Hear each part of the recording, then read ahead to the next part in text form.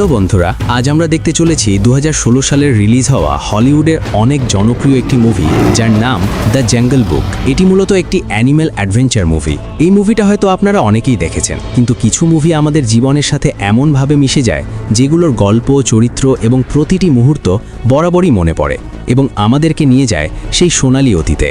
হ্যাঁ, আজকের গল্পে আমরা দেখতে চলেছি সেই ছোট্ট ছেলেটাকে যে তার বাবার সাথে জঙ্গলের মধ্য দিয়ে যাওয়ার সময় একটা বাঘ তার বাবাকে মেরে ফেলে। আর তখন থেকেই ছোট্ট এতিম ছেলেটি জঙ্গলেই বড় হতে থাকে আর ধীরে ধীরে তার সাথে সকল প্রাণীদের খুব ভালো বন্ধুত্ব তৈরি হয়। কিন্তু যখন সে আরেকটু বড় হয় তখন ওই বাঘটি তাকে শিকার করার জন্য উঠে পড়ে লাগে, আর এটা দেখে বনের সকল প্রাণীরা তাকে বাঁচাতে সাহায্য করে।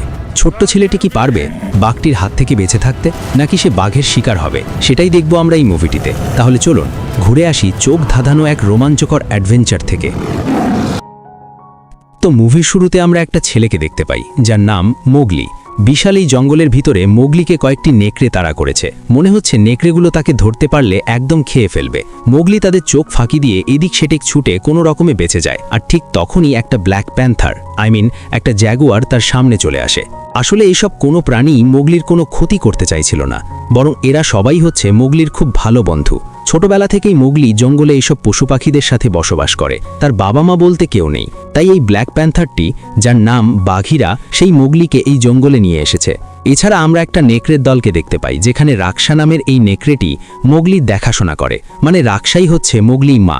আসলে বাঘিরা মোগলিকে জঙ্গলে এনে রাক্ষার হাতে তুলে দেয় লালন পালন করার জন্য। তো এই জঙ্গলে মোগলির সাথে নেকড়েদের জীবনযাপন খুব ভালোই কাটছিল। একদিন বনের সকল পশু পাখিরা একটি নালার কাছে যায় পানি খাওয়ার জন্য, কারণ মাঠঘাট সব শুকিয়ে গিয়েছে, শুধুমাত্র এখানেই পানি রয়েছে। মোগলি তখন একটা পাত্র বানিয়ে সেটা দিয়ে পানি খাচ্ছিল। এটা দেখে সমস্ত প্রাণীরা হাসাহাসি করতে থাকে, কারণ সবাই মুখ দিয়ে পানি খায় আর মোগলি কিনা হাতে নিয়ে তারপর পানি খাচ্ছে। তখন মোগলিকে তার মা রাক্ষা বলে, জঙ্গলে কোনো মানুষের নিয়ম চলবে না, তোমাকে পশু পাখিদের মতো মুখ দিয়েই পানি খেতে হবে। যাই হোক, ঠিক তখনই তারা আকাশের দিকে তাকিয়ে অনেকগুলো শকুন দেখতে পায়। এটা দেখে সেখানকার সকল প্রাণীরা অনেক ভয় পেয়ে যায়, কারণ শকুনরা আসার মানে হচ্ছে এখানে নিশ্চয়ই জঙ্গলের রাজা এসেছে। আর যথারীতি সেখানে জঙ্গলের রাজা শের খান নামের একটা বাঘ চলে আসে। তাকে দেখে তো সবার অবস্থা খারাপ। তাছাড়া রাক্ষা শের খানকে দেখে মোগলিকে লুকিয়ে রাখে। যাই হোক, শের খান সেখানে পানি খেতে এসে বলতে থাকে, আমি এখানে কেমন জানি একটা মানুষের গন্ধ পাচ্ছি। শের খান তখন চিৎকার করে নেকড়েদের বলতে থাকে, তোমরা আর কতকাল ওই ছোট্ট মানুষের বাচ্চাটাকে আমার কাছ থেকে লুকিয়ে রাখবে? একদিন না একদিন আমি ওকে অবশ্যই আমার শিকার বানাবো। তখন সেখানে নেকড়েদের প্রধান, যার নাম আকিরা, সে শের খানকে বলে, তুমি মোগলির কোনো ক্ষতি করতে পারবে না, কারণ মোগলি ছোটবেলা থেকেই আমাদের সাথে বড় হয়েছে, তাই ও এই জঙ্গলের একজন সদস্য। এগুলো শুনে শের খান বলে, তোমরা যতই চেষ্টা করো না কেন, মানুষের বাচ্চা কখনোই জঙ্গলে থাকতে পারবে না। তোমরা কি দেখোনি মানুষরা আমার মুখের কি অবস্থা করেছে? আসলে শের খানের মুখের এক সাইড পুড়ে গিয়েছিল, আর সেটা কিভাবে পুড়েছে তা আমরা একটু পরেই জানতে পারবো। যাই হোক, শের খান এখানে নেকড়েদের নানা রকম হুমকি দিয়ে চলে যায়। শের খানের মুখে এগুলো শুনে সমস্ত নেকড়েরা মোগলিকে নিয়ে অনেক চিন্তায় পড়ে যায়। যাই হোক, একদিন জঙ্গলে যখন অনেক বৃষ্টি হচ্ছিল তখন সকল নেকড়েরা মিলে মোগলিকে নিয়ে আলোচনা করতে বসে। তারা শের খানের হাত থেকে মোগলিকে কিভাবে বাঁচাবে কোনো মতেই ভেবে পাচ্ছিল না। সেখানে থাকা কয়েকটা নেকড়ে তাদের সর্দার আকিরাকে বলে, মোগলির জন্য আমাদের উপর কোন বিপদ আসে আল্লাহই জানে। আর এসব কথা মোগলি পিছন থেকে শুনে তাদের কাছে যায়। এরপর সে আকিরাকে বলে, আমার জন্য তোমাদের উপর কোনো বিপদ আসুক এটা আমি চাই না, আমি এই জঙ্গল ছেড়ে চলে যাব, যেখানে মানুষরা থাকে আমি সেইখানে চলে যাব। এসব শুনে মোগলির মা রাক্ষা মোগলিকে চুপ করতে বলে, কারণ কোনো নেকড়েই তাকে যেতে দিতে চাচ্ছিল না। ঠিক তখনই সেখানে বাঘিরা চলে আসে, যে মোগলিকে এই জঙ্গলে নিয়ে এসেছে। বাঘিরা সবাইকে বুঝিয়ে বলে, মোগলির এখানে থাকাটা নিরাপদ না, শের খান যে কোনো সময় তাকে শিকার করে নেবে, তাই আমি তাকে মানুষদের কাছে পৌঁছে দেব। যাই হোক, অনেক ভেবেচিন্তে সবাই রাজি হয়ে যায়, কিন্তু মোগলির মা রাক্ষা কোনোভাবেই মেনে নিতে পারে না। এরপর মোগলি তার মাকেও বুঝিয়ে তাদের সবার কাছ থেকে বিদায় নেয়।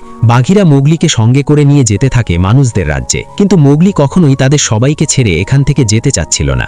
সে বাঘিরার সাথে নানা রকম কথা বলে এক বন থেকে আরেক বন পাড়ি দিয়ে গ্রামের উদ্দেশ্যে যেতে থাকে। যাওয়ার সময় পথে তাদের সাথে একটি হাতির দলের দেখা হয়। বাঘিরা তখন মোগলিকে বলে তাদের সামনে মাথা নিচু করতে। মোগলি কারণ জানতে চাইলে বাঘিরা বলে, এরা হচ্ছে জঙ্গলের সবথেকে ক্ষমতাশালী, হাতিদের কারণেই এই জঙ্গল টিকে আছে, তাই এদের সামনে কেউ মাথা উঁচু করে দাঁড়াতে পারে না। যাই হোক, এরপর তারা যখন একটি খোলা মাঠের কাছে আসে তখন হঠাৎ করে বাঘিরা মোগলিকে লুকিয়ে পড়তে বলে, আর মোগলি কিছু বুঝে ওঠার আগেই শের খান এসে তার উপরে আক্রমণ করে বসে। বাঘিরা কোনো রকমে শের খানের হাত থেকে মোগলিকে বাঁচিয়ে নেয় আর মোগলিকে সেখান থেকে পালিয়ে যেতে বলে। বাঘিরা কোনো মতেই শের খানের সাথে লড়াই করে পারছিল না। এক পর্যায়ে শের খান বাঘিরাকে হারিয়ে মোগলিকে ধাওয়া করতে থাকে। মোগলিও নিজের জীবন বাঁচানোর জন্য সামনের দিকে দৌড়াতে থাকে। দৌড়াতে দৌড়াতে সে একটা কাদার ভিতরে পড়ে যায়। শের খান প্রায় মোগলিকে ধরেই ফেলছিল। ঠিক তখনই মোগলির সামনে একটি বন্য মহিষ চলে আসে, আর মোগলি একটা মহিষের শিং ধরে সেখান থেকে এ যাত্রায় বেঁচে যায়। শের খান মোগলিকে শিকার করতে না পেরে রাগে ফেটে যাচ্ছিল। এরপর শের খান সোজা চলে যায় নেকড়েদের কাছে। সে নেকড়েদের লিডার আকিরাকে বলে, তোদের এত বড় সাহস, আমার শিকারকে পালিয়ে যেতে দিলে? মনে রাখিস, একদিন আমি ওকে শিকার করেই ছাড়ব। এগুলো বলে শের খান সাথে সাথে আকিরার উপর হামলা করে তাকে মেরে ফেলে, আর সকল নেকড়েদের জানিয়ে দেয়, আমি এই জঙ্গলের রাজা, আর এখন থেকে তোরা বুঝতে পারবি ভয় কি জিনিস। অন্যদিকে আমরা মোগলিকে দেখতে পাই, যে কিনা মহিষের পিঠে চড়ে সামনের দিকে আগাতে থাকে। ঠিক তখনই সেখানে প্রচণ্ড বৃষ্টির ফলে পাহাড়গুলো গাছপালা নিয়ে ভেঙে পড়তে থাকে। এগুলো দেখে মোগলি তার জীবন বাঁচাতে নদীতে ঝাঁপ দেয়, আর সে কোনো রকমে একটা গাছের গুড়ি ধরে ভাসতে ভাসতে সামনের দিকে আগাতে থাকে। অনেকটা পথ পাড়ি দিয়ে সে নতুন একটি জঙ্গলে প্রবেশ করে। এখানে সবকিছুই তার অপরিচিত ছিল। তাছাড়া এতটা পথ পাড়ি দেওয়ার কারণে তার অনেক খিদে লেগেছে, তাই সে একটা গাছ থেকে কয়েকটা ফল পেড়ে সেগুলো বসে বসে খেতে থাকে। ঠিক তখনই কয়েকটা প্রাণী এসে তার ফলগুলো নিয়ে চলে যায়। বেচারা তখন ফলগুলোকে আনার জন্য তাদের পিছনে পিছনে দৌড়াতে থাকে। দৌড়াতে দৌড়াতে সে একটা গাছের উপরে চলে আসে, আর সেখানে তার সাথে অনেক বড় একটা অজগর সাপের দেখা হয়, যার নাম কা। তখন মোগলিকে বলে, এই ঘন জঙ্গলে তুমি একা একা কি করছো? মোগলি তখন বলে, আমি ছোটবেলা থেকেই জঙ্গলে থাকি, কিন্তু আজ আমি ভুল করে এখানে চলে এসেছি। তখন বলে, তুমি কোথা থেকে এসেছো আমি জানি। একবার তোমার বাবা তোমাকে নিয়ে এই জঙ্গল দিয়ে যাচ্ছিল। রাতে তোমরা একটি গুহার মধ্যে আশ্রয় নিয়েছিলে, কিন্তু সেই রাতে একটা বাঘ এসে তোমার বাবাকে মেরে ফেলে। বাঘটি তোমাকেও মেরে ফেলতো, কিন্তু তুমি তোমার বাবার জন্য বেঁচে গেছো, কারণ তোমার বাবা মরার আগে আগুন দিয়ে বাঘের মুখ পুড়িয়ে দেয়। তাই বাঘটি যন্ত্রণায় সেখান থেকে চলে যায়। এরপর তোমাকে একটি কালো জ্যাগুয়ার খুঁজে পায়, আর সেই তোমাকে ছোট থেকে লালন পালন করছে। মানে এখানে মোগলির বাঘিরার কথা বলেছে। আর আপনাদের কি মনে আছে শের খানের মুখের এক পাশ পুড়ে আছে? আসলে সেই রাতে শের খানই মোগলির বাবার উপর আক্রমণ করেছিল। এগুলো বলতে বলতে অজগর সাপটি মোগলিকে হিপনোটাইজ করে ফেলে। আসলে এই অজগর সাপটির মতলব ছিল মোগলিকে খাওয়ার। তাই সে যখন মোগলিকে পেঁচিয়ে ধরে খেতেই যাবে, ঠিক তখনই কিছু একটা অজগর সাপের সাথে লড়াই করে মোগলিকে বাঁচিয়ে দেয়। কিন্তু এখানে আমরা দেখতে পাই মোগলিকে হিপনোটাইজ করার ফলে সে অজ্ঞান হয়ে গিয়েছে। যাই হোক, কিছুক্ষণ পর যখন তার জ্ঞান ফিরে, তখন সে তার সামনে একটি ভালুককে দেখতে পায়, যার নাম বালু। বালু প্রথমে মোগলিকে দেখে অনেক ভয় পেয়ে যায়। তখন বালু বলে, আমি তোমার জীবন বাঁচিয়ে এই গুহায় নিয়ে এসেছি, তাই তোমাকেও আমার একটা উপকার করতে হবে। তুমি আমাকে মৌচাক থেকে মধু পেড়ে দেবে। আসলে বালু মধু খেতে খুব ভালোবাসে, কিন্তু সে উচ্চতায় অনেক ভয় পায়। মানে সে উপরে উঠে যে মধুগুলো সংগ্রহ করবে সেই সাহসী সে ছিল না। তো বালু যেহেতু মোগলির জীবন বাঁচিয়েছে, তাই বিষয়টা সুদবোধ করার জন্য মধু পাড়তে রাজি হয়। এরপর আমরা দেখতে পাই মোগলি মানুষের মতো বুদ্ধি খাটিয়ে গাছ থেকে লতা নিয়ে পাহাড়ের উপরে উঠে যায়। এরপর সে পাহাড় বেয়ে বালুর জন্য মধু পেরে দেয়, আর বালু তো মধু খেয়ে খুব খুশি হয়। এরপর মোগলি পাহাড় থেকে নিচে নেমে এসে বালুকে বলে, দেখো তোমার জন্য মৌমাছিরা আমার কি হাল করেছে। যাই হোক, এরপর সে ওখান থেকে চলে যেতে থাকে। তখন বালু মোগলিকে জিজ্ঞেস করে, তুমি জঙ্গল ছেড়ে কেন চলে যাবে? উত্তরে মোগলি বলে, আমাকে মানুষদের কাছে যেতে হবে, কারণ একটা বাঘ আমার পিছু নিয়েছে। যাই হোক, এভাবে কথায় কথায় জানা যায় বালু হচ্ছে ব্ল্যাক প্যান্থার বাঘিরার অনেক পুরনো বন্ধু। তখন বালু মোগলিকে বলে, তোমার মানুষদের কাছে যাওয়ার কি দরকার? তুমি এখানে আমার সাথেই থেকে যাও। তখন মোগলি বলে, না, বাঘিরা আমাকে মানুষদের কাছেই যেতে বলেছে, না হলে সে অনেক মন খারাপ করবে। এটা শুনে বালু বলে, চলো তোমাকে আমি মানুষদের গ্রামের কাছে নিয়ে যাই। এরপর তারা হাঁটতে হাঁটতে অনেক রাতে লোকালয়ে পৌঁছায়। বালু মোগলিকে বলে, তোমাকে আমি মানুষদের কাছে যাওয়ার পথ চিনিয়ে দিয়েছি, তোমাকে ওইখানেই যেতে হবে, কিন্তু আমি চাই তুমি আমার সাথে এখানেই থেকে যাও, তাহলে তুমি আর আমি একসাথে শীতের মধ্যে অনেক মধু সংগ্রহ করব। এরপর না হয় তুমি মানুষদের কাছে চলে যাও। আসলে বালুর প্ল্যান হচ্ছে সে প্রতিদিন মোগলিকে দিয়ে মধু পাড়াবে, আর সে বসে বসে খাবে। মানে এই দুষ্টু বালু এই সময় এসেও নিজের পেটের চিন্তা করছে। ব্যাটা একটা কঠিন লেভেলের অলস। যাই হোক, এসব কথা শুনে মোগলি বালুর সাথে থাকতে রাজি হয়, কারণ এমনিতেই সে নিজেও এই জঙ্গল ছেড়ে যেতে চায় না। যাই হোক, পরের দিন মোগলি বালুর জন্য পাহাড় থেকে অনেক মধু পেরে দেয়। সে নানা রকম সরঞ্জাম তৈরি করে মধু পাড়ে। এই জায়গার সৌন্দর্যটা আপনারা মুভিতেই বুঝতে পারবেন, আসলে এক্সপ্লেন করে বোঝানো সম্ভব না। যাই হোক, এভাবে অনেকদিন কেটে যায় এবং বালুর সাথে মোগলির অনেক ভালো বন্ধুত্ব হয়। তারা একসাথে গান গায়, পানিতে খেলাধুলা খেলাধুলা করে, মানে অনেক আনন্দে আছে তারা। যাই হোক, হঠাৎ করে একদিন সেই জঙ্গলে তাদের কাছে ব্ল্যাক প্যান্থার বাঘিরা চলে আসে, আর মোগলি তার বন্ধু বাঘিরাকে দেখে অনেক খুশি হয়, আর বাঘিরাও তাকে সুস্থ দেখে অনেক খুশি হয়ে যায়। এরপর বাঘিরা মোগলিকে বলে, তোমাকে আমি মানুষদের গ্রামে রেখে আসব। তখন মোগলি বাঘিরাকে বলে সে এখানে বালুর সাথে ভালোই আছে, তারা এখানে একসাথে অনেক মজা করেছে। আর মোগলির এসব মধু সংগ্রহ করা দেখে বাঘিরা মোগলিকে অনেক রাগারাগি করে, এতে মোগলির একটু মন খারাপ হয়। এরপর বাঘিরা বালুকে বলে, তুই বেটা একটা অলস, জীবনেও কাজ করস না, এতটুকু একটা বাচ্চাকে দিয়ে এগুলো করাতে তোর লজ্জা করে না? তখন বালু বলে, ভাই রাগ করিস না, মোটা মানুষদের কষ্ট তুই কি বুঝবি,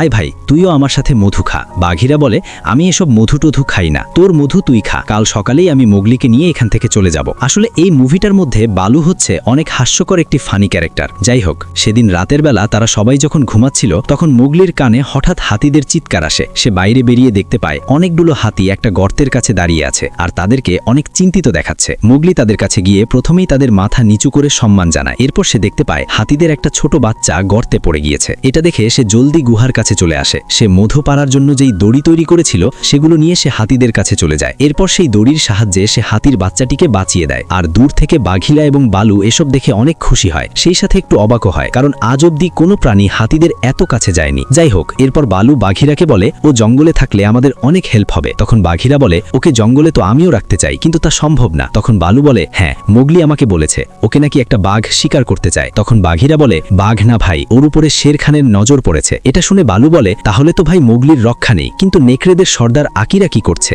ওর কথা তো সবাই শোনে। উত্তরে বাঘিরা বলে, শের খান আকিরাকে মেরে ফেলেছে, শের খান জঙ্গলের কোনো নিয়মই মানছে না। বাঘিরা তখন বালুকে আরো বলে, মোগলি জঙ্গলে থাকলে যে কোনো সময় ওর বিপদ হতে পারে, তুই পারবি আমাকে হেল্প করতে দোস্ত, ওকে মানুষদের কাছে যেভাবেই হোক পৌঁছে দিতে হবে। যাই হোক, এরপর যখন মোগলি নদীর কাছে বসেছিল তখন বালু তার কাছে গিয়ে বলে, দেখো ভাই, তোমাকে এখন আমার প্রয়োজন নেই, তুমি এখান থেকে চলে যাও। মোগলি তখন বলে, কি বলছো, তুমি তো আমার ভালো বন্ধু তাই না? বালু বলে, না, আমি কখনোই তোমাকে বন্ধু মনে করিনি, আমি মধু পাড়ার জন্য তোমাকে শুধুমাত্র ইউজ করেছি। এখন আমার শীতের মধু সঞ্চয় হয়ে গিয়েছে, তোমাকে দিয়ে আমার আর কোনো লাভ নেই, তুমি এখান থেকে চলে যাও। আসলে বালু এখানে বুকে কষ্ট চেপে রেখে মোগলিকে এই কথাগুলো বলছিল। যাই হোক, এগুলো শুনে মোগলি অনেক মন খারাপ করে একটি গাছের উপরে বসে নিচে তখন বালু বাঘিরাকে বলে, জীবনে এত বড় পাপ কখনো করিনি। তখন বাঘিরা বলে, তোর কোনো দোষ নেই বন্ধু, আমরা যা করছি মোগলির ভালোর জন্যই করছি। যাই হোক, মোগলি যখন গাছের উপরে বসেছিল ঠিক তখনই একদল বানর তার উপর আক্রমণ করে এবং তাকে ধরে কোনো এক জায়গায় নিয়ে যেতে থাকে। এটা দেখে বালু আর বাঘিরা মিলে মোগলিকে বাঁচানোর জন্য তাদের পিছু নেয়। বানরগুলো বন পেরিয়ে মোগলিকে বিশাল একটা পাহাড়ের উপরে উঠতে থাকে। তো বালু আর বাঘিরা যখন ওই পাহাড়ের নিচে ছিল,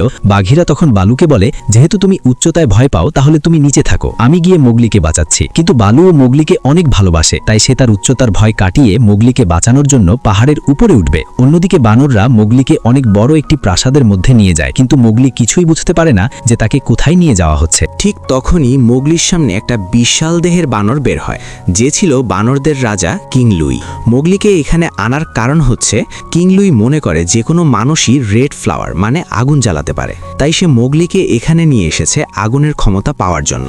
আসলে জঙ্গলের সকল পশু পাখিরা আগুনকে খুব ভয় পায়, তাই যেই প্রাণীর কাছে আগুন থাকবে সেই এই বনের প্রাণীদের শাসন করতে পারবে। তাই জঙ্গলের সকল প্রাণী আগুনকে বলে রেড ফ্লাওয়ার। কিং লুই মোগলিকে বলে, আমার শক্তি, বুদ্ধি, সহায় সম্পত্তি আর খাবার দাবারের কোনো অভাব নেই, কিন্তু তারপরেও আমাকে ভয়ঙ্কর প্রাণীদের মধ্যে বা রাজা হিসেবে গণ্য করা হয় না। কিন্তু আমার কাছে যখন রেড ফ্লাওয়ার থাকবে তখন আমি পুরো জঙ্গলে রাজ করতে পারবো, তাই তুমি আমাকে রেড ফ্লাওয়ার এনে দিবে। এর বিনিময়ে তুমি আমার কাছ থেকে যা চাবে তাই পাবে। অন্যদিকে আমরা বালু আর বাঘিরাকে দেখতে পাই, যারা কিনা এখানে পাহাড় বেয়ে উপরে উঠতে থাকে। এই জায়গাটা যেমন ইমোশনাল ছিল সেই সাথে অনেক হাস্যকরও ছিল। মানে বালু পাহাড়ে উঠতে গিয়ে তার অবস্থা পুরো খারাপ হয়ে যায়। সে বাঘিরাকে বলে, ভাই আমি উপরে উঠতে উঠতে না সোজা উপরে উঠে যাই। মানে সে অনেক ভয় পাচ্ছিল। এদিকে বাঘিরা তাকে অনেক সাহস আর উৎসাহ দেয়। বহু কষ্টে তারা পাহাড়ের উপরে উঠে যায়। এরপর সেই বিশাল প্রাসাদের দিকে যেতে থাকে।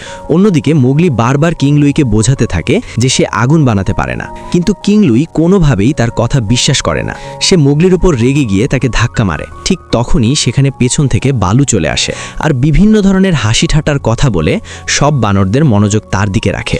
অন্যদিকে বাঘিরা পাশের একটা রাস্তা দিয়ে মোগলিকে ইশারা দেয় তার সাথে পালিয়ে যাওয়ার জন্য। তারা দুজন মিলে যখন চুপি চুপি পালাচ্ছিল তখনই একটা ছোট্ট বানর তাদেরকে দেখে ফেলে। কিং লুই সব বানরদের আদেশ দেয় তাদেরকে বন্দী করার জন্য। আদেশ পেয়ে সকল বানররা মোগলিদের পিছনে লেগে যায়। বালু আর বাঘিরা মোগলিকে বলে, তুমি পালিয়ে যাও, আমরা বানরদের দেখছি। তো মোগলি তাদের কথা মতো সেখান থেকে পালাতে থাকে। অন্যদিকে সমস্ত বানররা বাঘিরা এবং বালুকে ঘিরে ফেলেছে। তারা দুজন বানরদের সাথে যথাসম্ভব লড়াই করে। অন্যদিকে কিং লুই মোগলির পিছনে পড়ে যায়। সে প্রায় মোগলিকে ধরেই ফেলেছিল, কিন্তু তার বিশাল শরীরের জন্য কোনো মতেই পেরে উঠছিল না। এক পর্যায়ে মোগলি কিং লুইকে চিৎকার করে বলে, তোমাদের আমি কি ক্ষতি করেছি? তোমরা কেন আমাকে ধরার জন্য উঠে পড়ে লেগেছ? কিং লুই তখন মোগলিকে বলে, তুমি যদি আমাকে রেড ফ্লাওয়ার দাও তাহলে আমি তোমাকে শেরখানের হাত থেকে বাঁচাবো। তখন মোগলি বলে, শেরখানের হাত থেকে বাঁচাতে তোমার সাহায্যের প্রয়োজন নেই, আমাকে নেকড়েদের সর্দার আকিরাই বাঁচাতে পারবে। তখন কিং লুই বলে, আকিরাকে তো অলরেডি শেরখান মেরে ফেলেছে। এটা শুনে মোগলি অনেক কষ্ট পায় আর সে আবারও সেখান থেকে পালাতে শুরু করে। অন্যদিকে ব্ল্যাক প্যান্থার আর ভাল্লুকের সাথে বানরদের তুমুল লড়াই চলছে। এদিকে কিং লুই যখন মোগলিকে ধরেই ফেলবে, ঠিক তখনই মোগলি জানালা দিয়ে লাফিয়ে একটা গাছে চলে যায়। মোগলিকে ধরার জন্য কিং লুইও যখন জানালা দিয়ে বের হতে যায়, তখন তার মোটা দেহের কারণে পুরো প্রাসাদ তার উপরে ভেঙে পড়ে যায়। অন্যদিকে বাঘিরা আর বালু এটা দেখে অনেক ভয় পেয়ে যায়। তারা চিন্তা করে, মোগলির আবার কিছু হয়ে গেল না তো? এদিকে সকল বানররাও তাদের ওস্তাদকে নিয়ে চিন্তিত হয়ে পড়ে। কিং লুইকে বাঁচানোর জন্য সকল বানররা লড়াই ছেড়ে ইট সরাতে থাকে। এদিকে বাঘিরা আর বালু মোগলিকে হন্যে হয়ে খুঁজতে থাকে। ঠিক তখনই মোগলি গাছ থেকে চিৎকার করে বলে, আকিরাকে শেরখান মেরে ফেলেছে, এ কথা আমাকে কেন জানানো হয়নি? এটা বলে সে রেগে গিয়ে মানুষদের গ্রামের দিকে চলে যায়। এরপর সে চুপি চুপি মানুষদের কাছ থেকে চুরি করে সেই রেড ফ্লাওয়ার বা আগুন নিয়ে আবারও জঙ্গলে ফিরে আসে। মানে তার উদ্দেশ্য হচ্ছে আকিরার মৃত্যুর প্রতিশোধ নেওয়ার জন্য শেরখানের সাথে লড়াই করবে। তো ওই আগুন নিয়ে যাওয়ার সময় কিছুটা আগুন নিচে পড়ে যায়, যেটা কিনা মোগলি খেয়াল করে না। এরপর মোগলি আগুন নিয়ে সোজা সেই নালার কাছে চলে যায় যেখানে শেরখান মোগলিকে শিকার করার হুমকি দিয়েছিল। সেখানে এসে মোগলি চিৎকার করে বলে সে শেরখানকে ভয় পায় না, শেরখান যেন তার সাথে মোকাবেলা করে। মোগলি সেখানে লক্ষ্য করে দেখে সকল প্রাণীরা পানির কাছে চলে এসেছে। মোগলি তখন চিন্তা করে, কি এমন হয়েছে যে সকল প্রাণীরা পানির কাছে চলে এসেছে? ঠিক তখনই সেখানে শেরখান এসে সকলকে বলে, দেখেছো মানুষের বাচ্চা আমাদের কি পরিমাণ ক্ষতি করেছে? সে ইচ্ছে করে পুরো জঙ্গলে আগুন লাগিয়ে দিয়েছে। সমস্ত প্রাণীরা তখন মোগলিকে একটু ভুল বুঝতে থাকে। সবাই তাকে দেখে অনেক ভয় পায়, এমনকি ছোট ছোট নেকড়ের বাচ্চাগুলো তাকে দেখে ভয় পেয়ে দূরে সরে যায়। এটা দেখে মোগলি অনেক কষ্ট পায়, তাই সে রেগে গিয়ে আগুনটা পানিতে ছুঁড়ে মারে। আর শেরখান তো এটার অপেক্ষাই ছিল। সে মুচকি মুচকি হেসে বলে, তুই তোর জীবনের সব থেকে বড় ভুল করেছিস, এখন তোকে আমার হাত থেকে কেউ বাঁচাতে পারবে না। ঠিক তখনই বালু মোগলির পাশে এসে দাঁড়ায় আর বলে, আমি বেঁচে থাকতে মোগলির কিছুই হতে দেব না। এটা দেখে বাঘিরাও এগিয়ে এসে শেরখানকে হুমকি দেয়। এরপর মোগলির মা মানে রাক্ষসাও এগিয়ে আসে। এভাবে আস্তে আস্তে সকল প্রাণীরা আবারও মোগলির পক্ষে চলে যায়। এগুলো দেখে শেরখান প্রচণ্ড পরিমাণ রেগে যায়। এরপর সবার প্রথমে বালু শেরখানের উপরে অ্যাটাক করে, কিন্তু সে লড়াই করে শেরখানের সাথে বেশিক্ষণ টিকতে পারে না। এরপর একে একে সমস্ত প্রাণীরা শেরখানের সাথে লড়াই করতে যায়, যাদের সাথে মোগলিও ছিল। ঠিক তখনই বাঘিরা মোগলিকে বাধা দেয় আর বলে, সারা জীবন আমরা তোমাকে পশুদের মতো আচরণ করতে বলেছি, কিন্তু আজকে তুমি শেরখানের সাথে মানুষদের মতো বুদ্ধি খাটিয়ে লড়াই করবে, কারণ শেরখানের সাথে লড়াই করা কোনো পশুর পক্ষে অসম্ভব। সে হচ্ছে এই বনের রাজা। এটা শুনে মোগলির সাথে সাথে শেরখানকে মারার প্রস্তুতি নিতে চলে যায়। অন্যদিকে শেরখান সবার সাথে লড়াই করতে থাকে আর কিছুক্ষণের মধ্যেই সে বালু, বাঘিরা এবং নেকড়েদের আহত করে মোগলির পিছু নেয়। কিন্তু ততক্ষণে মোগলি শেরখানের সাথে লড়াই করার জন্য প্রস্তুতি নিয়ে নিয়েছে। সে গাছের লতা এবং লাঠি দিয়ে শেরখানের জন্য একটা ফাঁদ তৈরি করে। তো এরপর আমরা দেখি শেরখান মোগলিকে আক্রমণ করার জন্য একটা গাছে উঠে যায় আর মোগলিও কৌশলে শেরখানকে তার ফাঁদের দিকে নিয়ে যেতে থাকে। তারা দুজন যেই গাছটাতে রয়েছে তার নিচে শুধু আগুন আর আগুন, মানে এখান থেকে পড়লে মৃত্যু নিশ্চিত। তো এরপর আমরা দেখতে পাই মোগলি অনেক চিকন একটি ডালে গিয়েছে আর শেরখান তাকে ধরার জন্য যখন ওই ডালের উপরে লাফ দেয়, তখন মোগলি ওই ডাল থেকে লাফিয়ে একটা রশি ধরে ঝুলে পড়ে। অন্যদিকে লাফ দেওয়ার ফলে শেরখানের ওজনের কারণে গাছের ডালটি ভেঙে যায় আর সঙ্গে সঙ্গে সে নিচে আগুনে পড়ে যায়। আর এখানেই এই ভয়ঙ্কর শেরখানের সমাপ্তি ঘটে। অন্যদিকে পুরো বনের ভিতরে আগুন ছড়িয়ে পড়েছে। এটা দেখে মোগলি নিচে নামে আগুন নেভানোর জন্য, আর দূর থেকে এগুলো দেখে সকল প্রাণীরা মনে করে মোগলি হয়তো আর বেঁচে নেই, শেরখান হয়তো তাকে মেরে ফেলেছে। অন্যদিকে মোগলির সাথে হাতিদের দেখা হয়, তখন মোগলি মাথা নিচু করে তাদের সম্মান জানায়। অন্যদিকে বনের সকল প্রাণীরা দেখে সমস্ত আগুন নিভে যাচ্ছে, মানে হাতিরা এই কাজগুলো করছে। তারা ঝর্ণার মুখ বন্ধ করে সমস্ত পানি বনের দিকে দিয়ে দিয়েছে। এরপর তারা সবাই দেখে মোগলি সেই ছোট্ট হাতিটির পিঠে চড়ে আছে, যাকে সে গর্ত থেকে বাঁচিয়েছিল। এগুলো দেখে সবাই খুব খুশি হয় আর তাদের জঙ্গলে আবারও শান্তি ফিরে আসে। তো এভাবে অনেক দিন কেটে যায়। এরপর আমরা দেখতে পাই মোগলি, বালু, বাঘিরা এবং সকল নেকড়েরা মিলে অনেক আনন্দ করতে থাকে। আর মুভির একদম শেষে দেখানো হয় বালু এখন গাছে চড়তে শিখে গেছে। সে একটি গাছে উঠে বলে, হ্যাঁ এটাই জীবন, খাও দাও আর বাঘর দা যাও। আর এখানেই এই সুন্দর মুভিটি শেষ হয়ে যায়। তো গল্পটি ভালো লাগলে একটি লাইক করতে পারেন এবং কমেন্টে নিজের মতামতটা জানিয়ে যেতে পারেন। আল্লাহ হাফেজ।